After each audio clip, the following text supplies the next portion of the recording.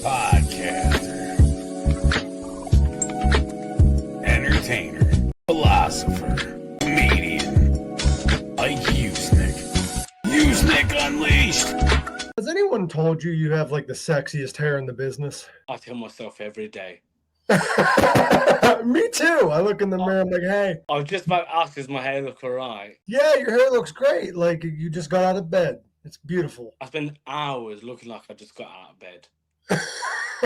I saw an interview with Rod Stewart one time and they asked him, they're like, how do you get your hair like that? And he's like, I just wake up. In fairness, when I get out of bed, my hair is not as luscious as this. It's sort of all to one side. Uh-huh. But it doesn't help. It's scaldingly hot here today. It's a very un-English day, so my hair is falling down. I just enjoyed a couple of lovely beers out in the sun. And now I'm ready for this. I feel prepared to be on air. You have to be drunk to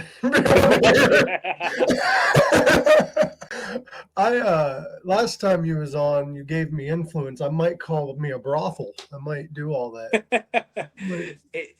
Yeah, it's quite funny because speaking of that story, I remember the first time I was on your show. I'm not telling this story when we're off air. Like Gorat were on and stuff, obviously from Australia. If you ever move, this is a top tip for anyone in life. If you ever move countries, make sure you understand the slang and the lingo where you're going. Now, you would think Australia to England's not that different. However, and the key thing about this story is in Australia, flip-flops are called thongs. So, yeah.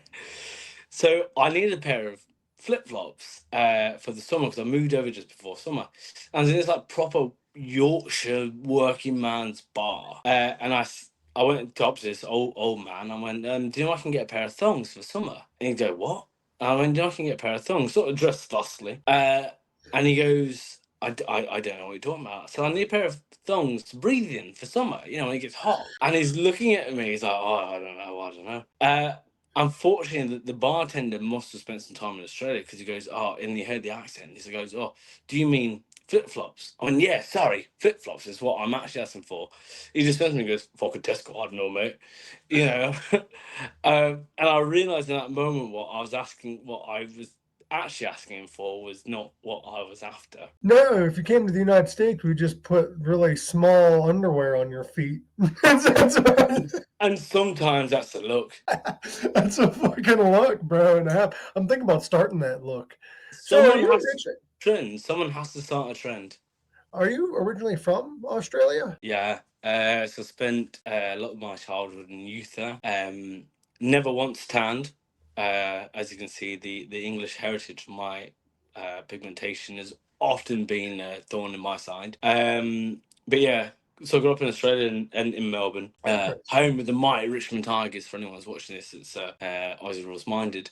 And then came out here. It would be 3.5 years ago now. I made the venture. And then obviously through doing that, met you, and I think our first ever interview was in a bed sit I was living in, which was really a bedroom with a shower. And live there quite comfortably till I've now decided to get some space and own some things. You moved up in the world. Last time first time we talked, you was in a bathtub. Yeah, that was. I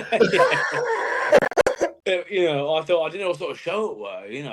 That was in the what's the original show called? The Pink Sock podcast? Pink Sock. Yeah, that was. So I took that name and I thought, right, I'm going on a show like this. I better get in the bath and. You're like, I better get washed before I get dirty. Give you something. Bro, I'm going to say I never thought of you as Australian. Like, I thought you've lived where you're currently at for much longer because your accent. You don't sound like you're from down under.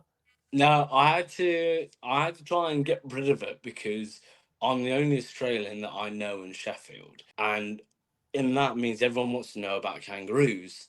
And what people don't understand is Melbourne, where I lived, it's a major city. It's like London, it's like New York, it's like Vegas. It's a major city. We don't have kangaroos. I work from the bush.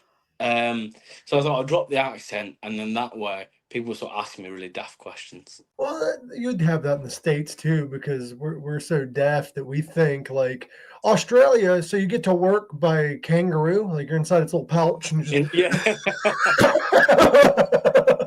Well, my favorite with Americans when they tell me that Australia doesn't exist. You know? I've heard that that conspiracy Yeah, theory. it's this insane thing when people go, "Oh, you're not really Australian, it doesn't exist." I think, "Oh, I fucking spent a long time there. Unless I've been living in the Matrix, I'm pretty sure it's real. I concede I've never been back. Maybe it doesn't exist, but I've had some strange conversations, you know, with all sorts of people about Australia. It's really this.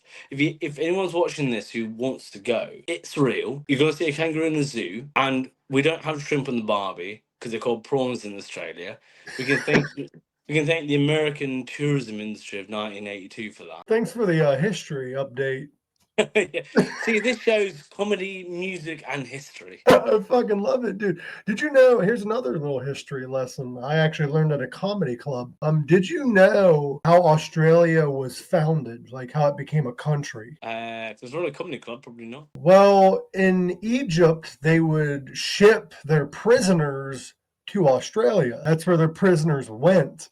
So a lot of Australians are descendants of prisoners. And what's funny is about that is one of the crimes that you commit to get sent there is impersonating the pharaoh.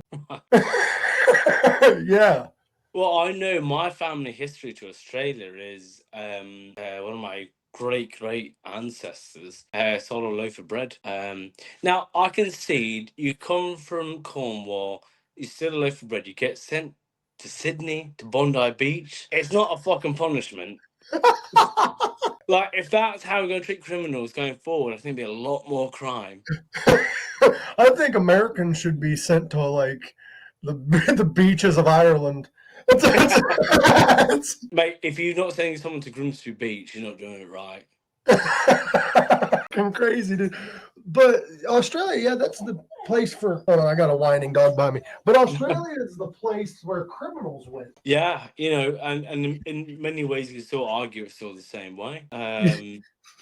You know, it's what I'll always say about Australia, and I say this to everyone, is it's a beautiful country, don't get me wrong. Visually, aesthetically, you know, culturally. Its only downfall is it's a million miles from anywhere else in the world. Exactly. If you like, if your idea of bliss is isolation, but the sun and palm trees, you're fine. You know, if your idea of bliss is maybe Europe being on your doorstep or America being next door, it's probably not the place for you. Oh, that's the best. And the beer is shit. That's the best way I've heard it explained. Australians also eat kangaroo. Yeah, I've had kangaroo. I had kangaroo steak. I think I was in WA. I think I was going to some shows in Western Australia, and ate a kangaroo steak there. Out of pure curiosity, which is not the weirdest thing I ate. When I toured around Asia, I ate some weird things, and you know, scorpions on the stick and stuff like that. Yeah, it's one of those. I always sort of think, you know, if I'm out and about touring, I want to eat like, you know, like the local delicacies. However, I'm always in the tourist spots, and what I'm eating is a very overpriced delicacy that they probably don't actually eat. I don't think that's weird compared to like y'all Britons eating blood sausage. Like that's that's like, It's the let me fix me, yeah. The yeah, the haggis and everything like that. It's I think it's one of those dishes. I love it or loathe it. I don't think it's an in between. I like it. I made the mistake. I was vegetarian for a long time, mostly because I was a great musician and really just couldn't afford meat.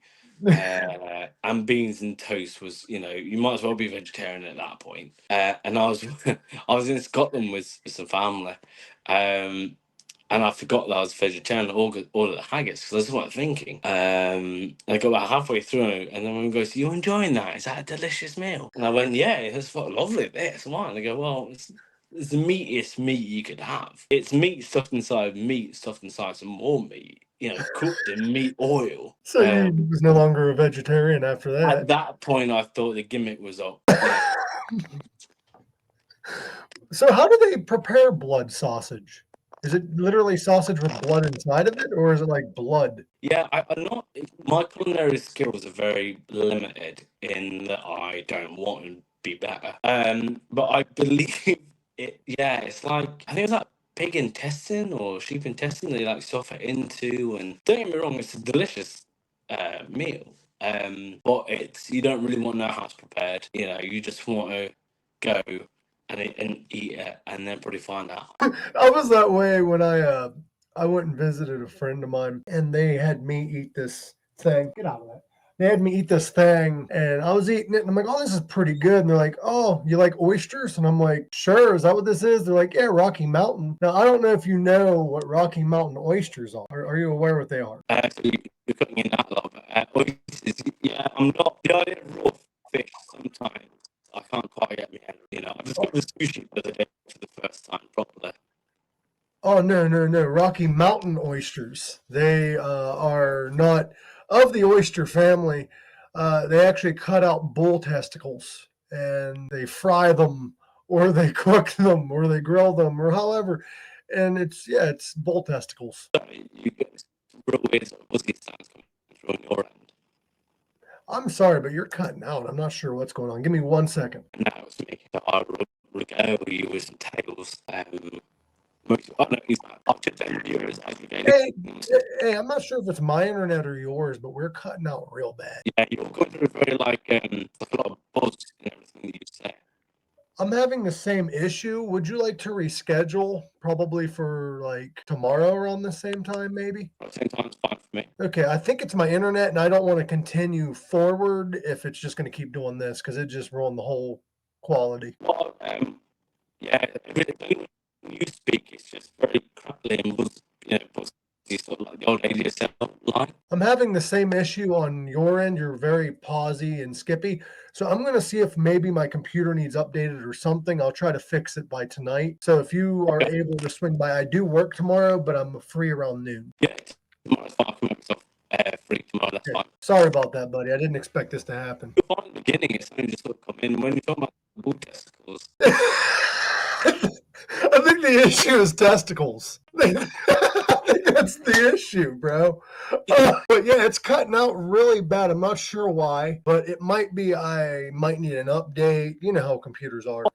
dude, let me just screen record and I'll send it to you so you can hear what I'm hearing in case it's something that you've come across before. Let me figure this out. I'm having the same issue on your end, though. It is cutting out. It's like going. Like I can understand what you're saying, but it's cutting out significantly. Now you sound like you're talking with a stoma. Hello.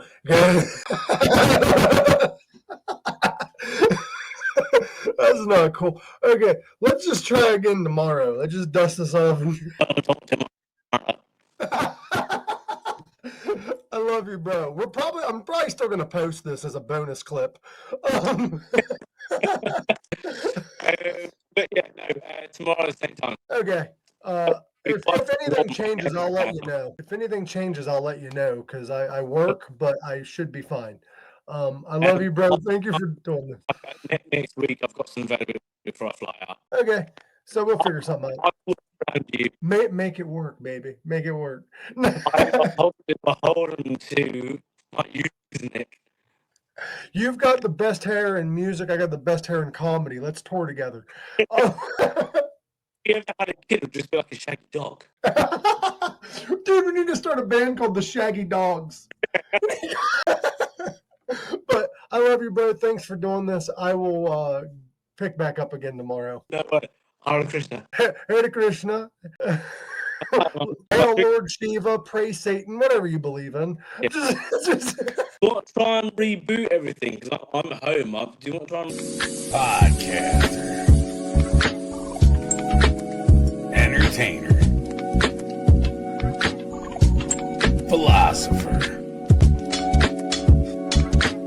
comedian, Mike Usenick. Usenick Unleashed. All right, let's try this again. Long time no see. What? Long time no see. Yeah, it's been a while. I like your costume. I thought I'd put sunglasses on now. It's sunny outside still. So I'm just gonna leave what all the fuckery we had before this. Um, and we might have some noise here soon anyway, because my parents are coming home and because I live with them. I love when trolls are like, "You live with your parents." I'm like, "Don't you have roommates?" Just because I'm related to mine. But the thing, same thing when I was on tour a lot. Like I had a flat that I paid rent on for 6 months, and I reckon I was in there 8 times. I was like, well, I'll just live with my folks because I'm never there. I'm not Yeah, paying rent when I don't need to be. yeah. Like I pay for all the food and stuff here, and I'm only here to do podcasts, and that's about it. Podcast and sleep. Exactly. Like what? The thing is people want to make life more complicated just because we're programmed to think that's how life should be. Yeah. Oh, it's the same, It's like everyone, and you probably get this as well with a comedy. It's one thing that is will forever be a thorn in my side, which is, music's great, should be a hobby. You never make a career of it. I go, just because you didn't, Yeah, you know.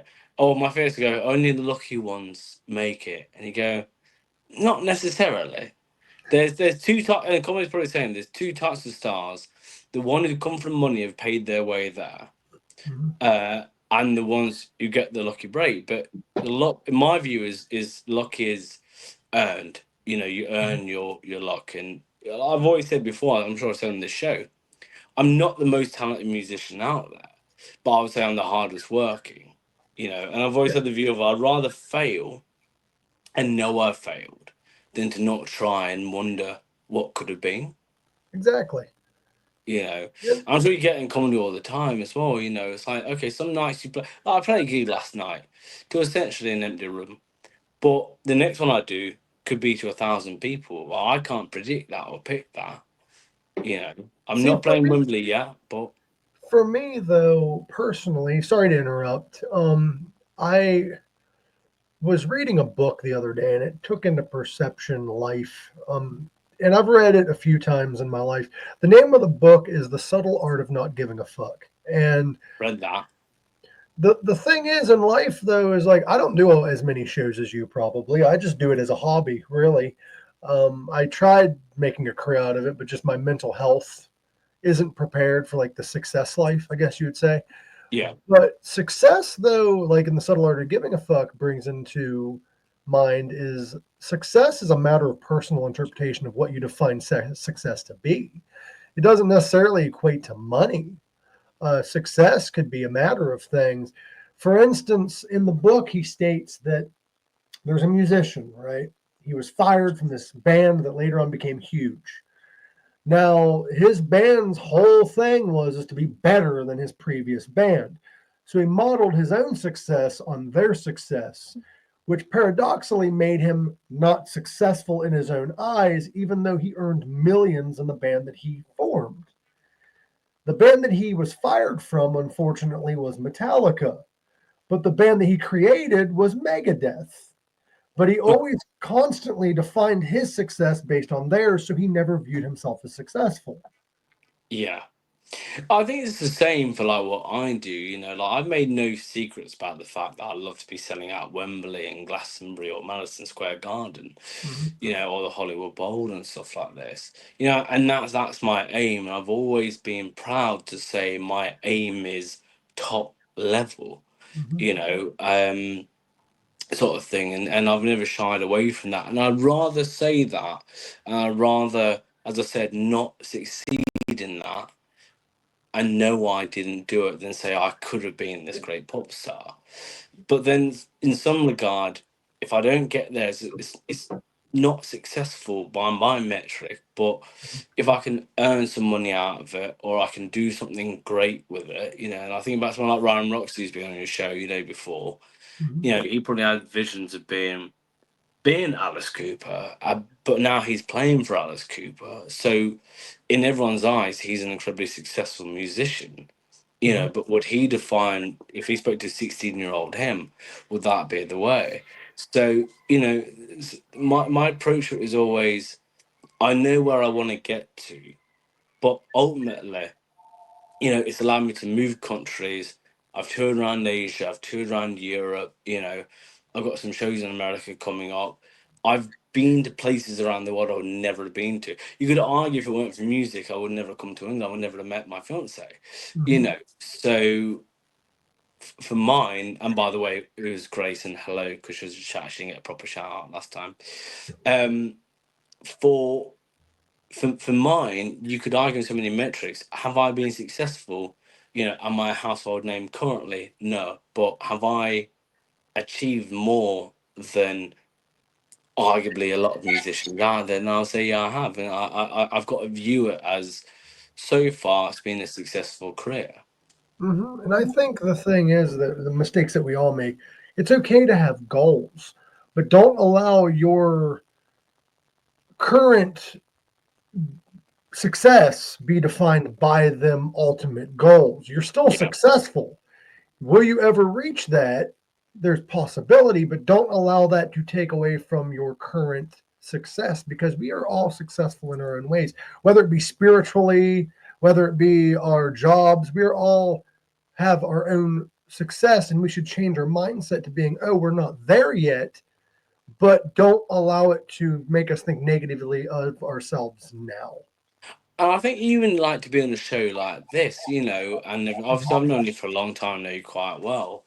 Um, but in reality, to be on a podcast, you know, an American podcast that, you know, gets put out around the world and with your success and name, you know, it would be very easy to never have done this, you know. Mhm. So it's easy to say, I'll flick you a text and, you know, we'll come and do the show and we'll have a chat. But if I really think about it, like even a show like this is, you know, not very many people get on international podcasts and radio shows. So, you know, I take something like this incredibly seriously, and I'm very honoured that the fact that I can come on a show like this, I appreciate it. and I can express my views and my music around the world because, like comedy, like any industry, probably that there's it's very insular at so many times. Like, you know, here in Sheffield, there's some bands who've only ever played Sheffield.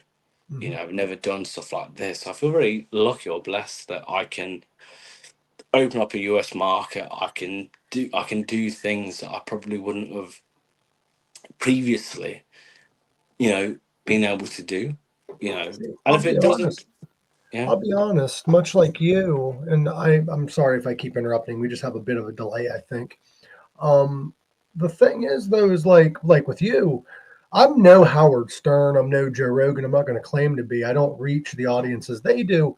However, the fact that I am doing it, and the fact that I am able to talk to people from around the world like you, and I'm able to reach people I would have never have reached before, is still success. Even though I'm not making much money off of it, even though I'm not selling out radio stations or venues or whatever, I think me and you both should get together and realize that we are successful. Different level, but we are still successful. absolutely. And I think, you know, for someone like yourself from where you are, you know, if you probably said to yourself 10 years ago that you would have spoken to Ryan Roxy, someone from England, someone from Australia, or wherever around the world, I think the music industry and probably partly social media's, you know, becoming this, but I think it's probably always been the way to a degree. It opens up so many avenues to people around the world, and you know, you can, if you shot it down tomorrow, you could be like, wow, I've just met so many Yeah. amazing people. You know, where the fact of, you know, if I was out your way when I'm over there, it would have been, let's go see Mike. Or if you were in England, it would be, you know. And I Yeah. met people from America and around the world who've come to England for a holiday, and you know, want to see me. And I made the effort like to go down, and you know, you can establish some amazing connections, you know, through the entertainment industry. Um, but you know, if I think back to me 10 years ago, you know, and the people I knew and where I was in the world and what I was doing for work, to me now, it's two different people. But it would never have happened if it weren't for the music industry. So I'm in success. I'm always thankful for the fact of, you know, I've been and I've done things that I would not have done, and 3 years ago I wasn't even in England. You know, who knows where I'll be in 3 years' time. See, like that goes back to the original point is we have kind of gotten away from appreciating things in a way of we're so worried about making profit off of ourselves, or we're so worried about material. That's the success is the material. But then if you look back, like you just did, and you just mentioned, you look at the people you've met, the things you've achieved, all of that, that is more successful than any amount of money. That's like, Yes. well, I've been doing this. I've been lucky. I've gotten to become friends with Ryan, like you mentioned. I got to interview the drummer of the Guess Who, probably one of his last interviews he's done recently. Yeah. I got to interview the oldest touring stand-up comedian, the producer of Wham's first album. Like, it's a lot Wow. of. They're not huge names per se, but they have really cool stories to tell. And I think sort of one of those kind of like what you sort of just touched on it there about um the things that you've been able to do. Mhm. And as you know, in comedy or podcasting or music or anything, to go back to the luck aspect, you just need one interviewee who has a following or hits an algorithm, and all of a sudden you are at that Howard Stern level. Mhm. And I always say that to people, particularly like young musicians, when I talk to them, like a lot of young guys will come and ask me for advice. And I say, like, it's a pure numbers game. If you keep at it, I think every great band who never makes it's one song away. You know, um, I've been lucky. I've had some highs where I was in that US indie top 10. You know, I've had songs that done really well. I've met with big labels and it was just not the right fit at the time. And sometimes you just feel like you're that far away constantly. But you I just think know the next song could be the one that suddenly, hits what you need to hit. I think also the issue that we all face is a lot of us are guilty of, we chase the trends and we chase what's popular now. Instead, a lot of things that have become popular and stick are things that go against societal norms, go against the trends, go against, because there's nothing more trendy than saying fuck you to trends. There's Exactly. And if I think back, if obviously and I guess some people might be tuning into this, I was doing the whole glam rock thing, and it would have been when I sort of started gigging 2013, 2014. So I had the Mark Bolan eyeliner and glittery jackets and early Queen sort of flamboyance and stuff like that, and no one got it. That type of music was so uncool. It was sort of laughable. People were like, glam rock, what are you doing?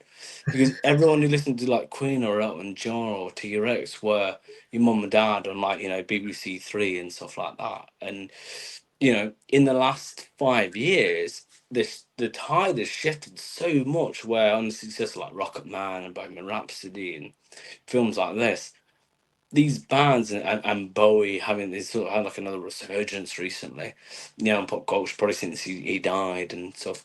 That type of music has become super trendy, and I've always said if it becomes massive, I've got 6 months to work on this. I have to reinvent myself again. So doing what I do now is kind of cool. I can see that in my stats from like where streams and listeners come from.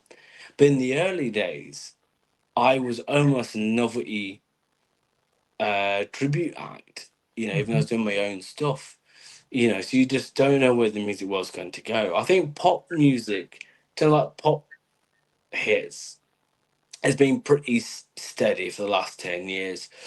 Like Pink Pony Club has been a hit, like Messy by I think it's Lola Young, and these sort of very generic formula based, and with no disrespect to these artists, but generic formula based music has been the trend and been the norm. You got your synths in there, you got your 2 minute song with a hook, and it gets pushed.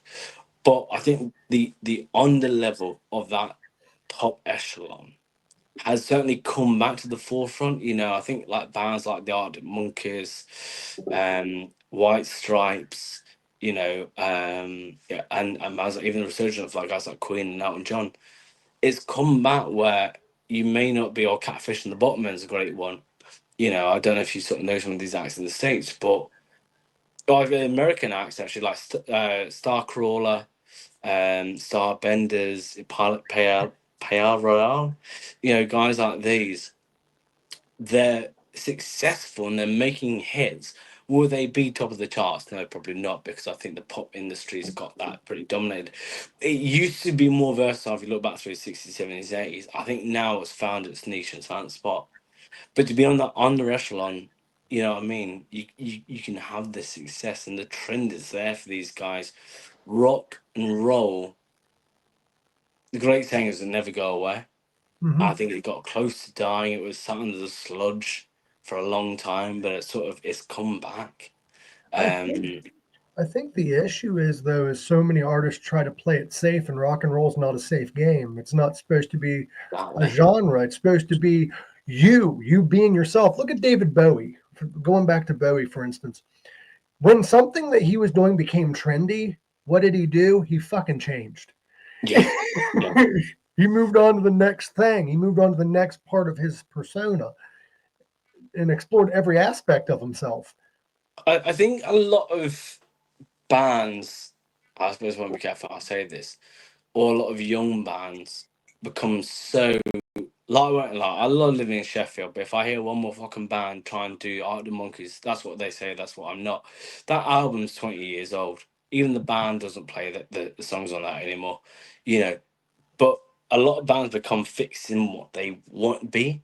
Where, as I said, rock and roll should be whatever you want it to be, And I a lot of stuff like I've got vaudeville tracks, I've got a waltz that was on the second album. I've got a song written now, it's like a 1920s sort of ditty that I was sort of working on. One I took from Bowie is everything should be different. Baby Be Mine was a sort of 60s style ballad. You're Only One Dance Away was very 80s and synth based. You Don't Dance to You was indie. Take You Home was hard rock. I think a lot of bands become stuck in the sound of what they love, and Mhm. it has to be whatever you feel is right at the time. Um, I think a lot of musicians, because singles are so trendy now, like albums aren't trendy, and to write a great single is bloody hard. You Mhm. know, so I've always thought my best songs come from albums because you've got a body of work and the strongest song naturally leads itself. When I go in to do a single, I'm thinking in my head, this has to be commercially driven. Where when you're in an album, you can just step back and actually enjoy the music. So I Mhm. think a lot of bands get stuck in one sound. And you said rock and roll is whatever the fuck you want it to be. And I You think it's know, easy to get caught in that though in the world of streaming where albums don't sell anymore. It's more so just individual singles being released anymore. The only bands I really see releasing albums, which there's more than that, but usually from what I've seen is musicians that release like concept albums yeah, or albums like for instance the new Alice Cooper album, he's releasing an album with the original lineup. Like it's an actual concept, and a lot of the bands are releasing even albums where it's a story. yeah. I think, and yeah, Pink Floyd were probably the greatest at doing that. Mhm. You know, I think the music industry is ever changing. I think that's a given, but it is going back to what it were. I think it goes in ebbs and flows. Like if you think about Ed Sheeran, his first got albums were pure acoustic. It was very 1950s. It was the Sun Studio sort of sound in what it was doing, a modernized version I could see, but in a world of electro pop, here comes a guy with an acoustic guitar, just Mhm. doing it. I don't know if you see the same in comedy because I think you can't. I suppose comedy gets reinvented by social norms or social expectations, and as I'm sure you're well across with like the cancel culture and stuff like that. What was funny 10 years ago doesn't fly now. So whether Or you does agree it? with it, sorry. Or does it? Well, that's the thing. I think it depends on what where you view these things. So it's something like Only Fools and Horses. An old '80s sort of British sitcom. I love it. It's very funny, but are there moments where I go, "That's now not funny"? But at the same time, comedy, like music, is so subjective. And I think comedy probably gets caught more in the "you can't say that anymore." and you can say it, but I think when I spoke about it the other week, it depends on your audience. Like, for example, you wouldn't go and see Jimmy Carr Hmm. if you didn't like that sort of pushing the line comedy. You wouldn't go and see you if you didn't want that sort of comedy. I hate when people go to shows and they don't get it's not for you. Hmm. Don't get me wrong. There's certain lines that you and I know that can't be crossed. Well, with You, me though, is people tend to forget that when a comedian's on stage, they are playing a character. yeah. It's not always them or how they truly feel. They're trying to take things that are taboo in the world and make them funny. The one thing I've always wanted when you're on stage, you've obviously music's very. I've got my set list and I do it every night, and I will change it, and things keep me interested. I've always felt with comedy, because it's so on the fly, how much of the set is the same lines, the same punchlines every night, and how much of it is actually I'm going here tonight. Everyone's different. Every comedian is different. I know friends that they write out their act, their entire act, front to back. I know George Carlin was both unscripted and scripted. Like he knew what he was going to say, but he left room for him saying stuff. Me particularly, I have a bunch of stories compiled up here, Yeah. and I read the room right before going on stage. I listen to other comedians. I write in a little notebook things I want to add, and I go out and do it. Will it work? Maybe not. Maybe. I think there's more of a calculated risk in comedy than music.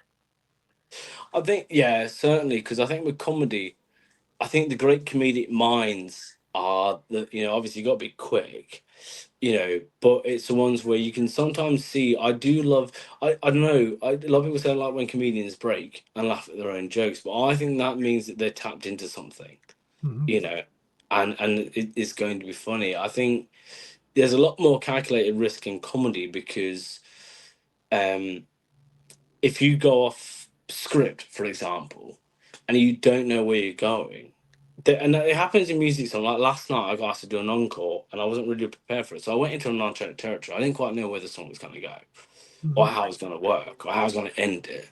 And there's a thrill in that. There's a thrill in what's going to happen. I think comedy probably has that, where if you go off script, there must be a thrill in going, I don't know where this joke's going to end. I don't know where the punchline is, because sometimes the punchline is not what you expect. There's something else you say that kills everyone. What else is weird to me and very interesting? I'm going to go down kind of a scientific and spiritual realm when it comes to comedy. A lot of it's on the fly because that's thoughts that randomly enter the head and it just comes out Yeah. organically. And when it comes to consciousness and the mind, it's very weird because our thoughts are not our own, if that makes sense. They're just thoughts that we've channeled and we've had come to us. We're like, oh, that's funny. But is that really us? Are our thoughts really original? Because you hear of people stealing jokes and not realizing they did. You've heard of people taking lyrics and not even knowing the artist is actually around. Like, where is artistic expression our own? Yeah, I think I've always thought it was quite funny in music. If I do a cover of someone's song, it's brilliant. That's such a unique twist. If you like cover someone's joke, it's this sin. Yeah. You know, um, I think comedy's.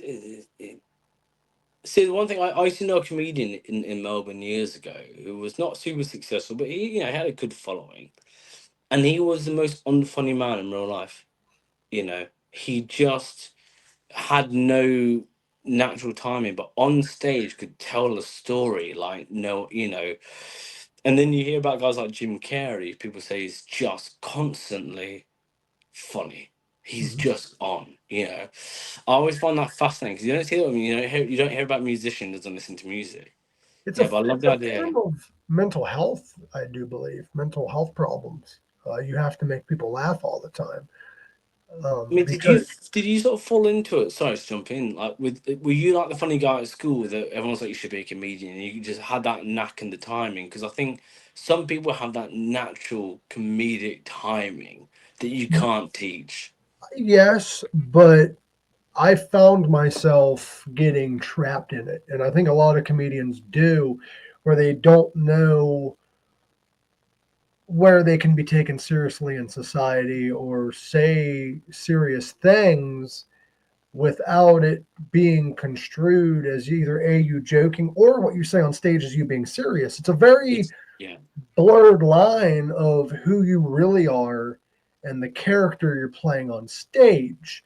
And I think actors get caught in that too. And I think that's part of why a lot of comedians have mental health problems because they're told by society if you're not funny, then you're not of worth. And I hear it all the time comedians, people are like, he wasn't funny. Well, funny is subjective, and comedian's job isn't necessarily to make you laugh. The original term comedy is pretty much used as a way of kind of exposing society. yeah, Because if you read old books like the Divine Comedy, it was poetry about Dante leaving through yeah, hell and finding enlightenment. It's not necessarily funny comedy, it is life comedy. It is this is shit that happens to people, or this is a story that exposes. Because at that time, Satan and all of that hell stuff was very negatively viewed as society, and they made it a positive. yeah. It's interesting what you say about like the mental health of comedians because I think a lot of comedians are the funny guy. You know, at the party. Mm-hmm. You know, if you say you're a comedian, oh, you must be the funny guy. Tell us a joke. You Mm-hmm. know, I think in music you see that as well because you know music's a bit easy to shut off from. Like I can dress like a rock star most of the day and carry on, but if I don't want that attention, I can put track pants on and whatever. You know, I don't have to look like this. But with comedy, there's probably the expectation that you're going to be funny. You know, if you say you're a comedian and it's like tell us a joke, and you can't switch off from that. You know, if you're a storyteller comedian, you can't do that at a party. You know, if Mm-hmm. you're just quick witted, you can get away with it. I think there's. I mean, do you find that you can switch off? You know, you can just go out to a bar or whatever and not be on like when you're mentally you just don't want to be the funny guy, or is the expectation of it's Mark Usenick, he's gonna light up the room? In my brain, it's hard to click off because I've been that guy in public all the time, most of my life. However, recently, the easiest way for me to click it off is words are magic. Words are a way of you able to handle yourself physically and mentally. And I've decided I no longer tell people I'm a comedian. Right. I tell people I do comedy, but I'm more of an entertainer. Yeah. By that I mean, yes, I'm entertaining, but it's not always funny. I can get philosophical, I can get spiritual, I can get entertainer, I can get funny. You get all aspects of the human psyche, which we all should channel. I don't think we should all just channel the funny side of us. We should all channel the creative side of us. We should be able to openly accept all sides of us because that's the only way that we can break mental illness by accepting all sides of ourselves and realizing that nothing we do is inherently good or bad, whereas nothing inherently we do is funny or not. It is the duality of our own nature. We have to accept those sides of us. Yeah, I think you're exactly right with that, and I think it's interesting that you don't now portray yourself as a comedian. And in many ways, I'm probably the same. I'm still when I was younger, I was like, I'm Jimmy Man the rock star, you know. When now I just say, because obviously the one comment I get all the time is, "You look like a guitarist. You look like you're in a rock band." Mhm. I go, "Yeah, yeah," you know, and they go, "Oh, who?" And often if I'm in there like let's self, you know, promote myself and you know, um, everything. It's one. I'll say I'm Jimmy Man. I do this. I do that. Sometimes I just say I'm a guitarist in a small band. You Mhm. know, or I go, I look the part. No, or if I really don't want to talk about it, I'll say, someone says, you look like you're a rock star. I go, yeah, I look the part, but I can't play. Go, really? I Mhm. go, yeah, I just haven't learned to play. I just like the look, you know. And it sort of sounds sometimes, but for mine, again, I'm no household name in Sheffield or anything like that. But, and I bring on myself by the look and the way I dress. But sometimes I just want to have a quiet beer in the pub. You know, sometimes I don't want to be Jimmy Man the rock star. You know, more so when I'm around people, and I don't know if you find this. If I'm out with like Grace or you know, some mates and stuff, we're just going for a beer. And I've always said the big thing, particularly with social media, you don't see a lot of Grace on there because I've asked for that life. I've asked for the public profile and the social media posts and the attention. They haven't. If I'm out with a beer for Jamie, if I was out for a beer with you, you know, they haven't asked for that. They want to go out with Jimmy, their mate, Yes. you know. Um, you know, so I don't know if you find this, if you someone recognizes you from a comedy thing, let's say you're out with a mate or your mum and dad and stuff like that, they've not asked for that recognition. They don't or may not want to be recognized. Mhm. You know, so it's something to try and dumb it or like dull it down because, and maybe it's mental health. Some days you just want to have a beer. Well, to quote Jim Carrey and kind of his philosophical mindset, uh, going back to like me being a comedian, yeah, my introduction says comedian, but it also says a bunch of other things because I am more than just one thing. But I think, like with what Jim said in various interviews, it's a battle of the characteristic image that you're trying to portray yourself to society. And not just society, we play different characters to different people.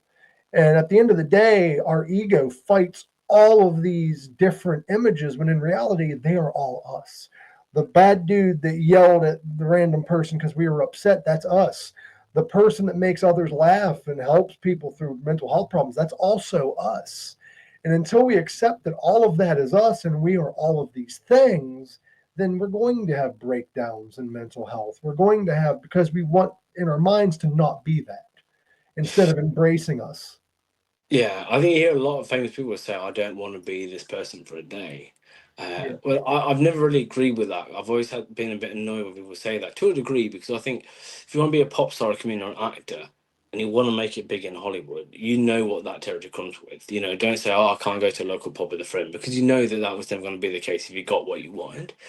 But as I got more of that and got closer to that, I have a bit more sympathy for. You do need to be able to live. I Mhm. mean, I've always wanted, like you mentioned that it still says comedian, you said that you don't see yourself as a comedian. Within yourself, you still, because like for mine, you know, I do a lot of music that may not be rock and roll, or I might do, you know, some acting stuff, or maybe some comedy if I make, you know, funny comment, but still fundamentally, I find myself a rock and roll star, even though you might try and limit the expectation of a comedian in your heart. Because I can't remember what's to interview a comedian I saw that went to acting and went left acting to go back to comedy because he said, "In my heart of hearts, I'm still a stand-up comedian." Yeah. You've in your even if you don't express it, is stand-up comedy still your DNA? I wouldn't say just stand up, comedy in general. I Yeah. think would be in my DNA. Same with musician as you. If you were just a recording artist, you're still a musician. Whereas with comedy, you don't have to do shows to still be a comedian. Some of the best comedians don't do shows or quit doing shows when they did movies because they were still comedy roles. For instance, Rodney Dangerfield, he Mm, wasn't doing as many long length stand up comedy shows. Yes, he was hosting shows where he helped up and coming comics, but he was a comedic actor. He did serious roles, so he was still a comedian. I think you just change the way your art is manifested, uh, and that doesn't divert who you are. That's still who you are. Like I said, all things are still aspects of you. So, like, if you quit doing shows tomorrow and you were just a recording artist, you'd still be a musician. I think it's hard for people to see comedians as comedians when they're not doing shows, and they tend to forget that it's still an art form. If they yeah. were a comedy book writer, if they changed to writing books, they're still comedians at the end of the day, but they're also not just comedians. That's the fun part of life and nature, I believe, is we are all dualistic. We all have various layers of ourselves. Like with Shrek, the onion. Yes, on the outside, people see this comedian or they see this musician, but like ogres and onions, we have layers. Yeah, I think comedy is probably, as I said before, and this is the great quote: "If every rock star wants to be a comedian, every comedian wants to be a rock star." Yeah. And sometimes I look at what you do and think, "Fuck, I would love to be doing that." You probably look at things I do and go, "God, I want to be on stage." But Yeah. I think comedians probably have it harder in society day to day than musicians because um, I think comedy, whilst music is incredibly subjective, to a degree, you're either a rock and roll singer, or a country singer, or a pop singer, an opera singer. You can put yourself into a genre, for the most part. Well, I think comedy doesn't have that, you know. I think even I made the faux pas before saying stand up comedy. You said it's not just stand up, where, Mhm. you can be comedic actors, you can do stand up, even if you are stand up, there's storytellers like Billy Connolly, and there's structured one line punchlines and stuff. Um, it's very hard as a comedian to just describe yourself. You are just seen as a funny man, Mhm. and for a lot of comedians, it's funny because of their appearance. You're either the funny fat guy in films, or I'm trying to think of what was the actor's name? He was in King of Queens. Kevin, Uh, yeah, Kevin, Kevin James. Kevin James. Kevin Smith's the one that does the Silent Bob movie, the Jane Silent Bob movies and stuff. Yeah, but Kevin James for a long time was funny because he was a punching bag of being that guy. Maybe not so much for his actual comedy, and then you get someone like Jerry Seinfeld, who's funny and as a big Jerry Seinfeld fan, funny because he wasn't intentionally funny. He was Mhm. just describing things in a funny way. I wouldn't say Jerry Seinfeld's stand up is roaring laughter. He's just got this way. He's articulate and in how he describes a mundane thing. Um, so yeah, I think you guys probably definitely have it harder than we do. And then you go down And the yet I still want to beat you. well, then you go down the paradox of nobody takes you seriously, or you end up typecasted by society. That even happens to the greats. Look at Jim Carrey, for instance. Everyone knows Ace Ventura. Everyone knows Liar Liar. Everyone knows The Mask. But then he tried doing the number 23, which was a serious horror movie role. People Mhm. didn't like it. Not because it was a bad movie, it was an amazing movie. It was because it wasn't Jim Carrey being Jim Carrey anymore. Yeah. The society expects you to be that guy all the time. And I'm sure that happens in music too. They expect you to be this serious singer, or whatever your genre is, this lovey singer. And when you're having an off day, it's viewed as a negative instead of you as a fucking person. I think in music it's more about genre, So I do a lot of rock and roll stuff, obviously. Mm-hmm. But if I went and released a rap album or a techno album, it's and I have flirted with the idea of rap. I like rap. I can't rap. I think I could do that. Do it. But if I did that, everyone who's been a fan of mine would go, "What the hell is this?" You know. Yeah, but that Um, goes back though, Jim. That goes back. Do you mind if I call you Jim, or do you just want Jimmy? no, Jimmy, no bed. It's up to you. Okay. Well, I think that's where it goes back to it's all rock and roll. It doesn't matter. Do what you want to do. Look, Yeah. look at Ozzy Osbourne, man. Like that man did a song with Post Malone. It was a hip Yeah. hop song, and fans hated it. But you know what I told them? I'm like, you know what? That's Ozzy Osbourne, the one that says, fuck society norms, do whatever the hell you want. That's doing whatever the hell you want. Yeah. I mean, it's funny, like in that way. And comedy should be so much more liberating in that way, because comedy is for like say the things you shouldn't say or acknowledge the things you should. Like I think the last time we spoke about the court jester. If you didn't make the king laugh, you're fucked. you Yeah, know, and you had to make fun of the king. That was kind of pressure. yeah, and I think comedy has, what's to stop you writing, um, a serious film that it's not the Eternal Sunshine of the Spotless Mind, that's Jim Carrey, but Steve Carell did one, Little Miss Sunshine, you know, and you think something like it's a dark comedy, it's funny because it's not funny, but you think of him as someone from The Office, Mhm. It kind of should let you should be able to break the boundaries. I think we as a society need to quit looking at the artist at all the one thing that they did and start looking at them as a vast cell of thought and a vast cell of creative vision, because that's what we are. We're not this one thing we wrote or this one thing we did. We are an array of things. Like, look at Frank Zappa, for instance. Yeah. That man, yeah, he's famous for like "Watch out where the Huskies go, but don't you eat that yellow snow." But he has like other great songs out there that most people haven't heard. And let's be honest, most people haven't heard Frank Zappa to fucking begin with. Yeah. Um, That's great shame. but that goes back to your success, though.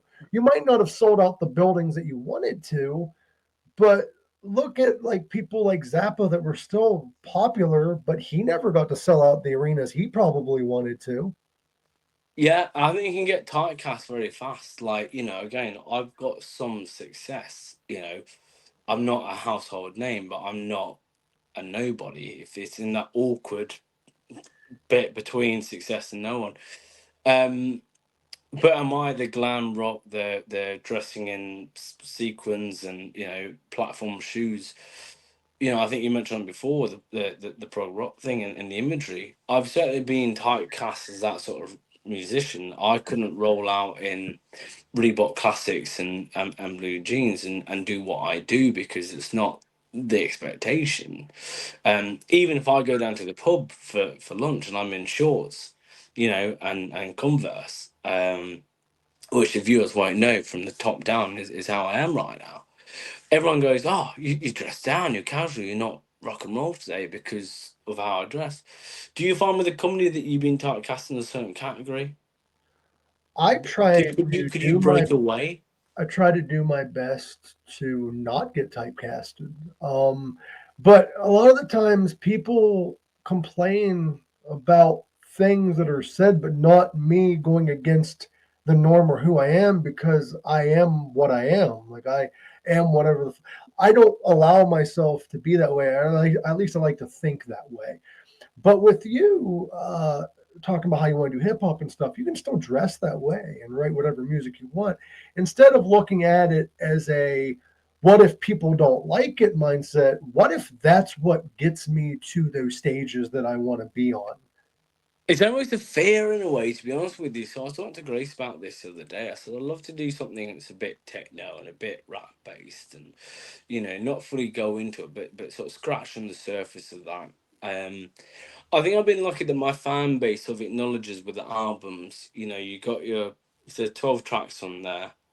Most of them what they expect. There's gonna be one or two things for me: the vaudeville numbers, the 1920s numbers, the sort of operatic things. Um, they know they can make up the weird things on the album, and they're for me. But there's almost a fear if I release a sort of techno song or a rap song or a hip hop number or any sort of other genre and it sells, I have to become that person. Yeah. So one comes to the success thing. If I had a number one global hit, but it was not guitar based rock and roll, it was a sort of techno-y number, or as a bit of a piss take that went well, like the Beastie Boys and stuff, with a fight for your right to rock, fight for your right to party. If that becomes the hit and the ever long lasting legacy, would that be success? If I got those numbers, would it be success, or would I not be successful because it's not what I really want to do? And part Well, of me, I've got some numbers that I've always thought about putting out, and I won't because it would probably sell. But if it became a hit, or it got me some movement, you've got to keep going down that line. You know what I mean? You can't then go back to rock and roll. So okay, let's say this, for instance. Let's say you do like a hip hop song, style song that you really wanted to do, but had this fear that you'd be typecasted. But at the end of the day, you still wanted to do that song, or you wouldn't have released it unless you're doing it for that notoriety. So just do what you enjoy doing and continue to be that. You don't have to have every song be a hit, but you also don't have to lose yourself in that one hit that you do find. There's a lot of musicians that make popular songs that sound nothing like the last one. With Bowie, for instance, he kept being genre defying. Did he know they were going to be that successful? No. He just did it because fuck, I'm David Bowie, and we all have to have that mindset. I think that to be honest, that's why I tend to record songs in twos. Mhm. So, if you look at the last five singles I put out, they're all incredibly different. Some by intention, but some by, like, I think in the same week I did Baby Be Mine, which is that sort of 1960s sort of Elvisy ballad. And you're only one dance away, which is that very 80s sort of synthwave thing. So two completely different styles. And the idea is if one sells really well, I'm not going to go, that's the sound. Let's go back and let's just recreate that. I've got something that's already ready to go that's different. Because I heard on radio years ago, I think it was an Australian singer, I can't remember his name now, that did the song Riptide. You know, Riptide, take me down to the south side. I want to be a bad girl. And he said that after that became a hit, Vance Joy. Vance Joy, that's it.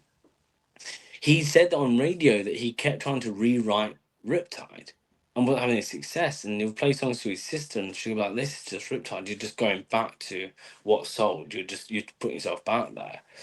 And that always stuck with me. So I always try and write or record two songs at a go, because if a song like The Real Me, which has been very successful, I would just go back to that style of music and wouldn't venture out. So I always try and be, once I release something, I've moved on. I'm in another genre.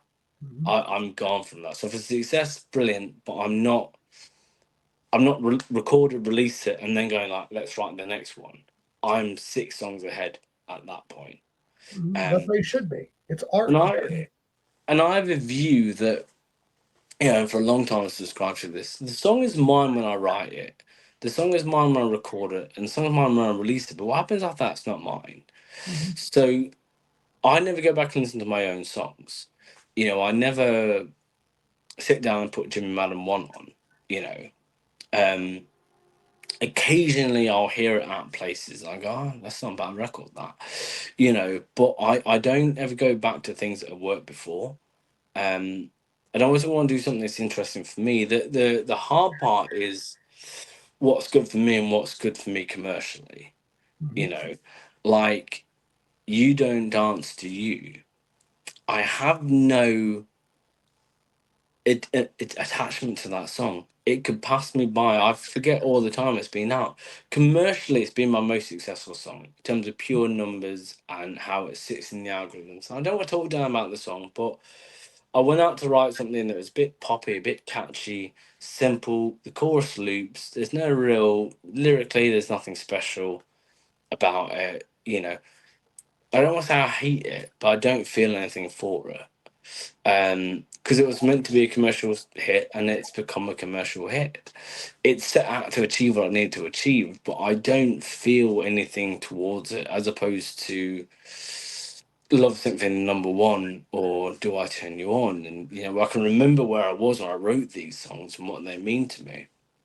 A lot of the time my tongue's very firmly in my cheek with things I release, but You Don't Dance, You achieve what I need to achieve, and so I'm proud of it in that regard.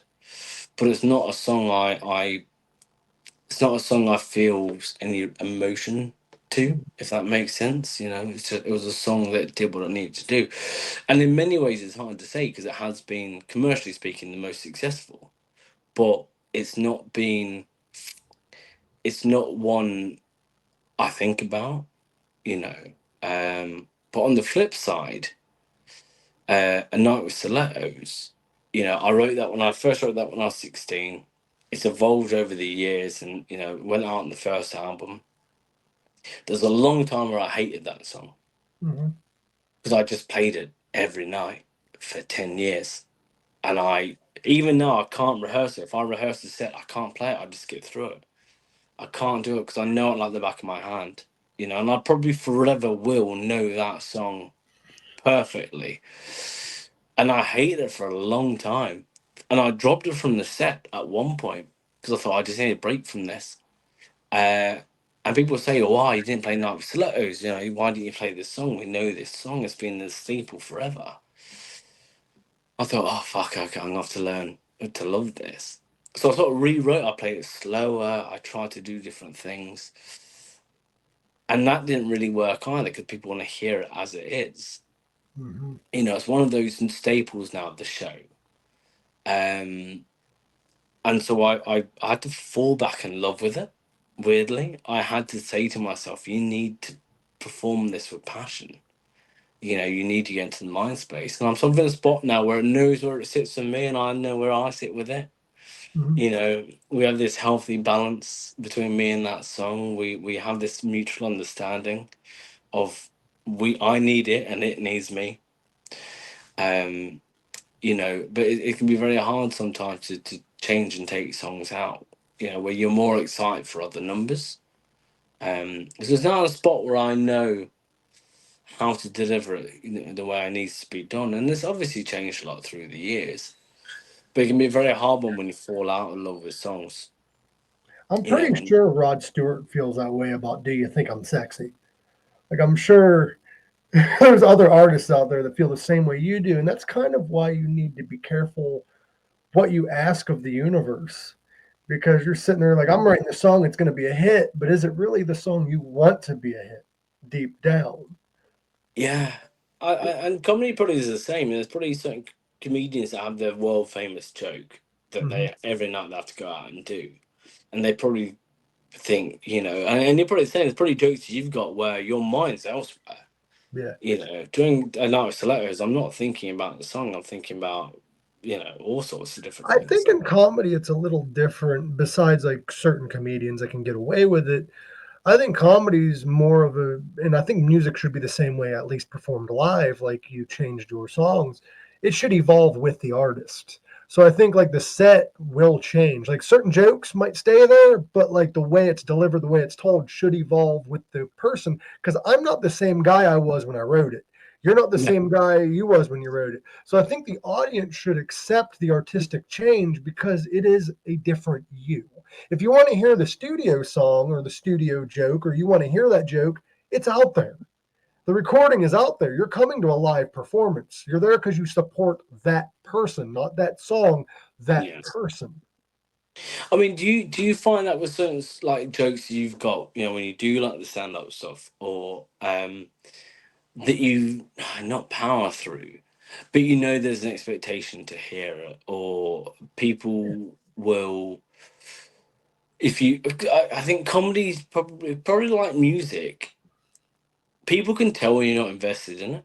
Mm-hmm. You know, people can tell when you're doing a joke because you're telling Sure. the joke and it's tired and it sounds like. I think Night with Stilettos got to that point where it was a tired song. I would drop off in it, and the energy of the crowd would feed back to me that they'll dropping off, but they want to hear it. You know, I think with comedy probably more so, particularly stand up when you're on your own. You know, if you're doing a solo comedy thing, everything's reliant on the energy that you're getting back. You know, where a great show you're gonna drag out the joke and everything. I, I don't know if I spoke about this last time, but my theory of I think I did the five shows. You know, three are good, one's amazing, and one's awful, and you have that five in a row. Like last night was a great show. That's my Mm-hmm. great show done.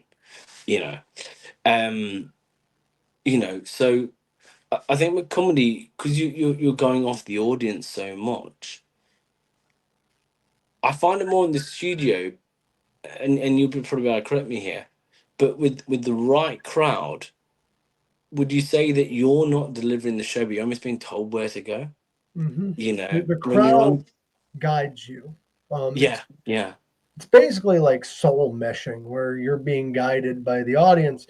And to answer your question, there is one joke that I've told every show that I've done, uh, and it's a hit, but I might be removing it because it's just way overplayed, way overdone.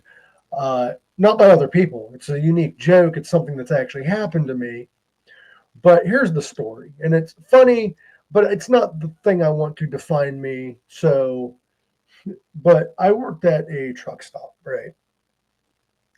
And I did a stupid thing. I took a picture, I made a meme out of it, whatever. Well, fast forward 6 months later, I get called into the office. Now, they showed me the photo. It was posted on Twitter. Uh, I was in uniform and I got fired. Now, the photo in question is of me with 8 hot dogs at one time in my mouth. Yeah. That's not the funny part. Um, that's not that's not the funny part. All right, when I got fired, I got a new job, and about a year later, I got the opportunity to move to Phoenix, Arizona. So I did. I packed up, I went to Phoenix, and then I didn't need a job for a couple months because I had some money saved back. So I saw a job opening, and it was the same truck stop, but it was across the world, across the country, because I lived in Ohio. Then I moved to Arizona. I saw that same gas station or truck stop with a job opening. So I decided to apply because I had like 8 years of experience at that time. Well, they called me almost instantly and I got hired. Ironically, on 420, I got hired on April 20th. But they told me that I couldn't start for a week. I thought maybe employment problems, whatever. I went out on my first day, didn't need training. I just jumped right in. Well, the GM called me into the office and she's like, "So why were you fired?" And I'm like, "Dumb reasons." She's like, "I know.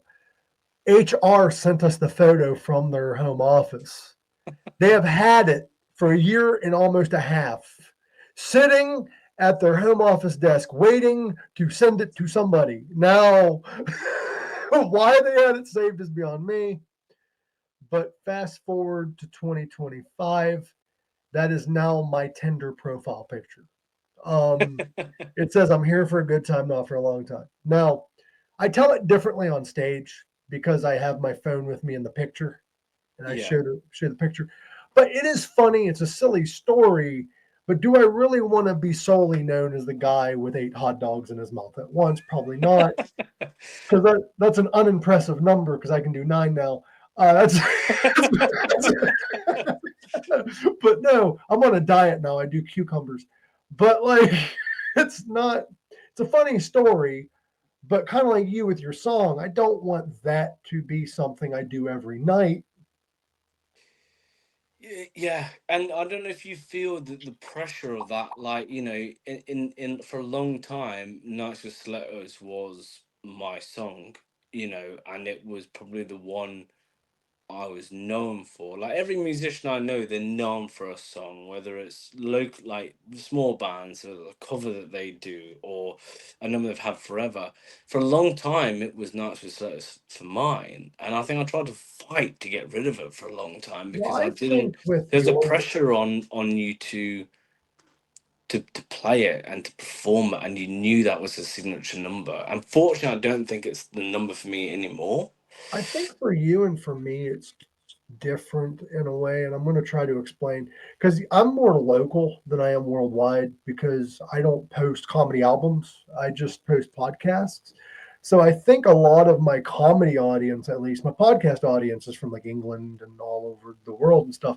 But my comedy audience is more so localized. So it's like friends, family, local people that already know who I am, who have seen me. So they kind of expect something new because they Yeah. know it all. And since there's no albums and I don't get worldwide views other than my little reels I make every now and again, so I think the audience kind of expects something new, and that makes it more complicated in a way. If I write, because I do have a lot of jokes I keep in my set, but I change around to kind of shock the audience and not realize that's where it's going. But a lot of the times, I think it's harder being a comedian because you're expected to write new as well because you're talking, you're not singing.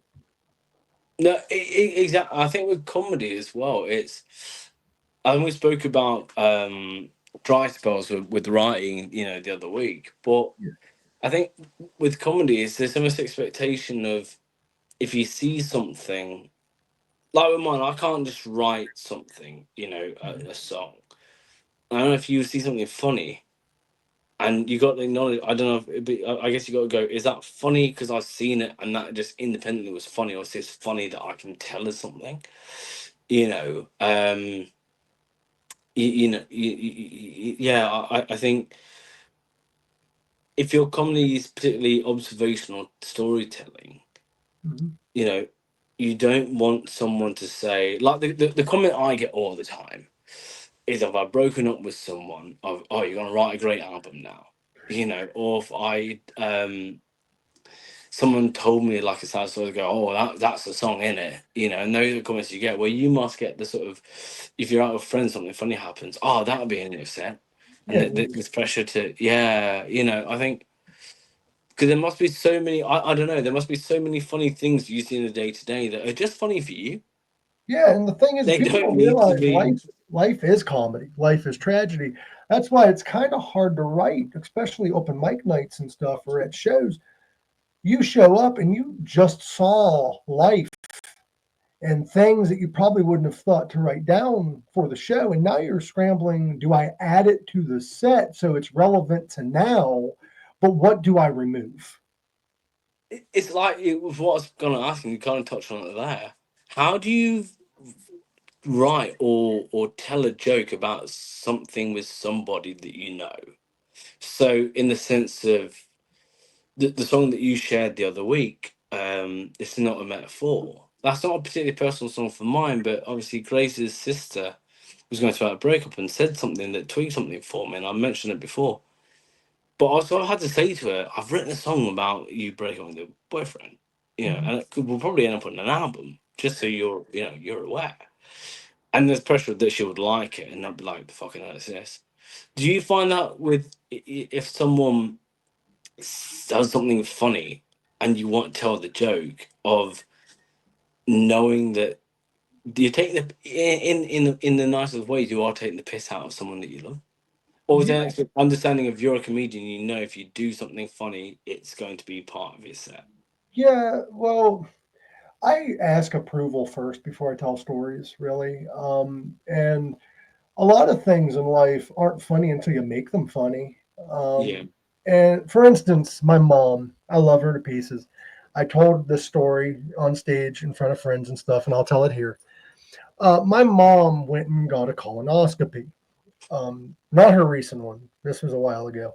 So it's not personal to now, but she went and got she went and got this colonoscopy, and the doctor's name in question was Dr. Schatz. Yeah. Uh, that's his real birth name. So I Something decided about being to, born into an industry, isn't it? yeah, he's reporting for duty. But but there's actually a billboard now that says that on the interstate, which I find fucking hilarious.